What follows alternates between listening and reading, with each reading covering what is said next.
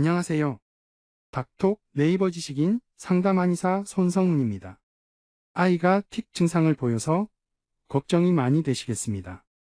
틱이 발생하는 원인은 크게 심리적 요인과 신경학적 요인으로 나눌 수 있습니다. 심리적 요인은 일시적으로 아동이 심한 충격, 공포, 불안, 분노, 환경의 변화, 예를 들면 동생 출생, 이사, 전학 등이고 이런 요인으로 인해 심한 스트레스에 노출되고 이로 인해 틱이 유발된 경우입니다. 이 경우에는 대부분 틱 증상이 시간이 지나면서 저절로 좋아지거나 스트레스적 환경이 사라지면 호전됩니다.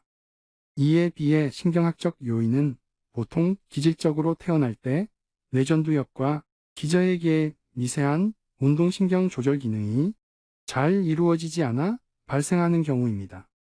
즉, 기저액이 움직이지 말아야 할 근육을 제어해야 하는데 그 기능 조절에 문제가 발생하여 움직이지 말아야 할 근육이 움직이게 되는 것이 틱장애의 원인입니다.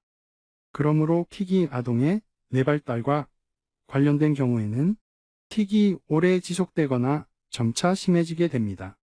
만약 신경학적 요인과 관련된 틱장애는 뇌의 발달과 관련이 있기 때문에 아이들의 뇌가 완성되는 시기인 만 12세에서 15세까지 지속되거나 악화되는 방향으로 진행하게 됩니다.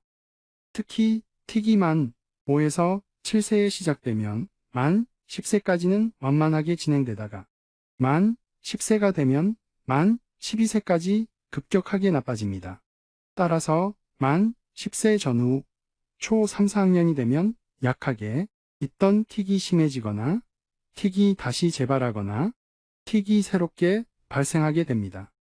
이후 증상이 가벼운 아이들은 중고등학교 들어가면서 거의 없어지지만 증상이 심하거나 오래 지속되는 아이들은 성인기까지 지속되어 틱 증상이 남거나 우울증, 강박증, 학습장애 등 2차적인 문제가 발생하기도 합니다. 한의원에서는 틱장애의 원인과 심한 정도, 동반 문제와 예후 등을 판별하기 위해 체질검사와 발달검사, 심리검사와 평가척도검사, 뇌기능검사와 주의력검사, 신경인지 검사 등을 실시합니다. 이후 검사 결과에 따라 적합한 치료 방법과 치료기간이 결정됩니다. 뇌, 신경계 특히 기저에게 흥분을 억제하는 약을 쓰는 것이 아니라 뇌가 잘 성장하도록 도와 뇌 스스로 자신의 근육 및 행동과 주의 집중력을 통제하도록 합니다. 이러한 치료는 졸리고 살이 찌고 머리가 멍해지는 부작용이 없을 뿐만 아니라 치료를 중단하였을 때 틱 증상이 다시 심해지는 반동 현상이 훨씬 적습니다. 가까운 한의원에 가셔서 진료받아 보시길 바랍니다. 감사합니다.